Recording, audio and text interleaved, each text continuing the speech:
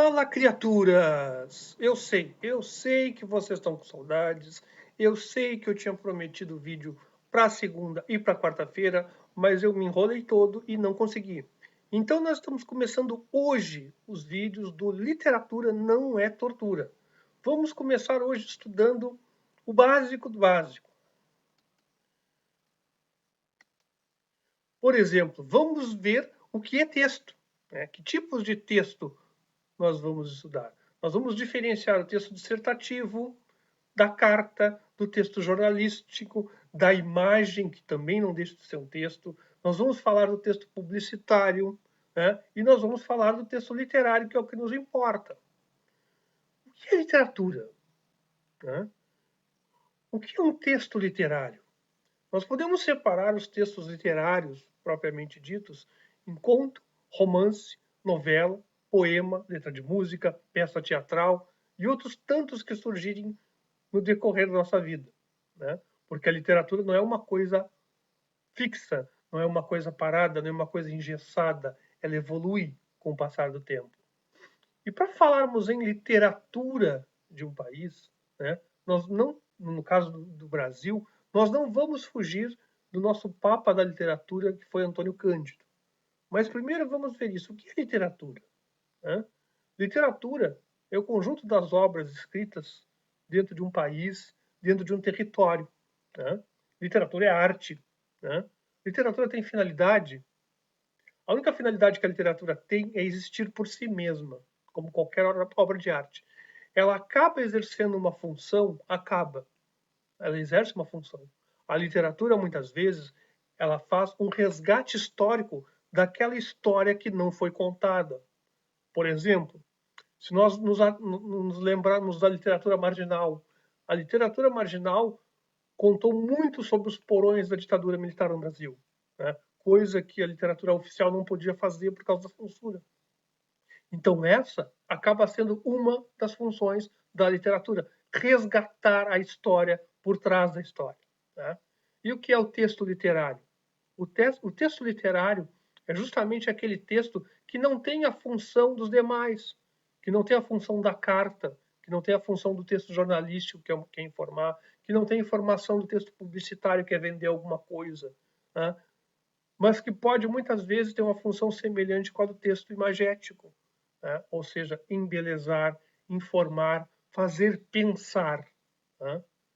Não tem a função do texto dissertativo, que é defender uma ideia, por exemplo. Mas para falarmos em literatura, nós temos que falar obrigatoriamente do sistema literário que foi, não diria inventado, mas digamos que foi explicado por Antônio Cândido. O que é um sistema literário? O sistema literário é o conjunto que reúne autor, obra e leitor, como vocês estão vendo aqui no slide. O que tem que acontecer com isso? Tem que haver esses três elementos, mas tudo bem. Tá? Em todo momento vai haver esses três elementos no texto. Vai ter um autor, vai ter uma obra e vai ter um leitor.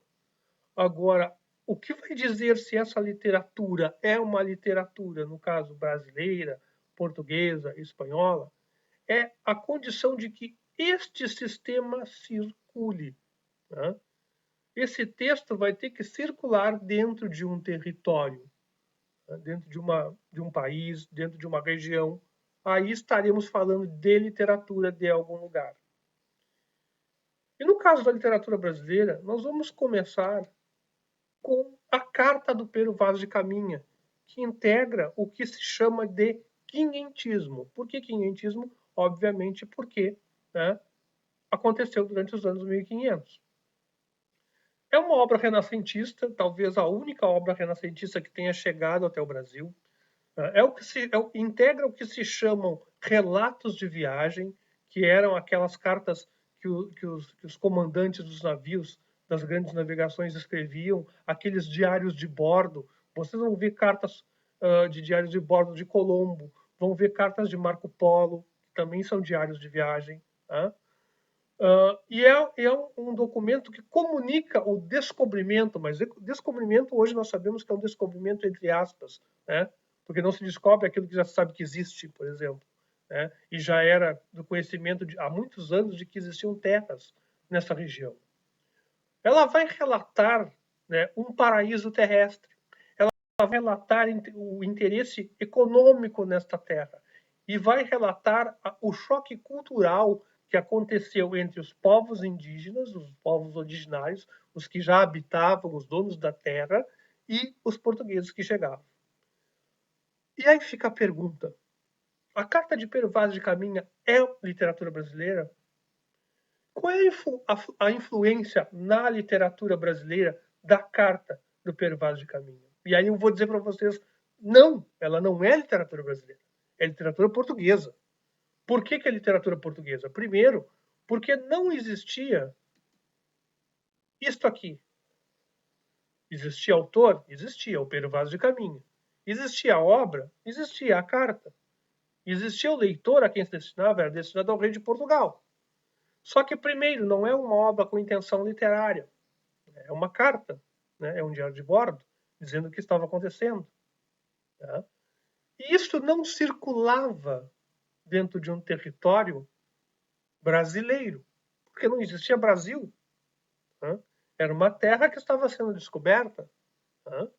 Então, nós não podemos considerar a Carta do Pero Vaz de Caminha literatura brasileira. Ela é literatura portuguesa. Mas tem uma grande influência na literatura brasileira, uma grande importância na literatura brasileira, porque é o primeiro relato que se tem notícia, pelo menos oficial, do país que viria a se chamar Brasil. E essa carta, ela nos traz elementos que são fundamentais. Ela traz a primeira visão da Terra, né? Que vocês se lerem vão se dar conta disso, como é que eles estavam, o que eles estavam enxergando quando eles estavam no navio. Ele traz os primeiros contatos e as primeiras impressões que portugueses tinham dos indígenas, tanto quanto dos indígenas tinham com relação aos portugueses. Ela demonstra o interesse econômico que Portugal tinha. Por que as grandes navegações? Qual a razão das grandes navegações? Era a economia. Né? Se tornava muito caro ir até o Oriente Médio, por exemplo, para trazer as especiarias, por exemplo, né? Para trazer os corantes que tingiriam os tecidos, por exemplo. Né? Fora o fato de que Portugal estava à beira da falência. Então, achar um lugar como o Brasil, né, onde há uma abundância de tudo, pelo menos pelas primeiras visões eles já percebem isso, porque os indígenas já lhes indicam que há ouro, que há prata. Né? Então, achar um lugar como esse é a salvação de Portugal. E também vocês vão perceber na carta que há um interesse religioso. Né? Porque, como eu costumo dizer, neste período, o que mais importa é a posse de terras. Né? Aquele que possui o maior número de terras é rico, é o mais rico. Né? Mas mais importante do que deter quantidade de terras é ser aquele que decide se a alma da pessoa vai para o inferno ou vai para o céu. Então há o interesse religioso, há o interesse da conversão daqueles nativos, como está presente na carta. Ou seja, estão sendo defendidos vários interesses ali naquela carta, naquele relato. E também vocês vão perceber que lá no final da carta, o Pero Vaz de Caminha ele pede ao rei a libertação de um genro seu que estava preso por roubo. Ou seja, quando se fala em jeitinho brasileiro, talvez fosse mais correto nós falarmos do jeitinho português, né?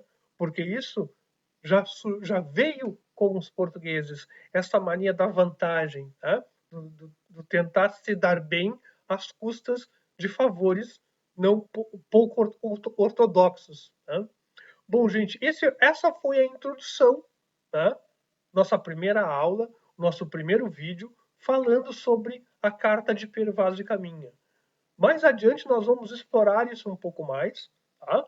E vamos ver demais questões sobre a Carta de Pero Vaz de Caminha. Muito obrigado para vocês. É um prazer estar conversando com vocês, mesmo que à distância, mesmo que por vídeo.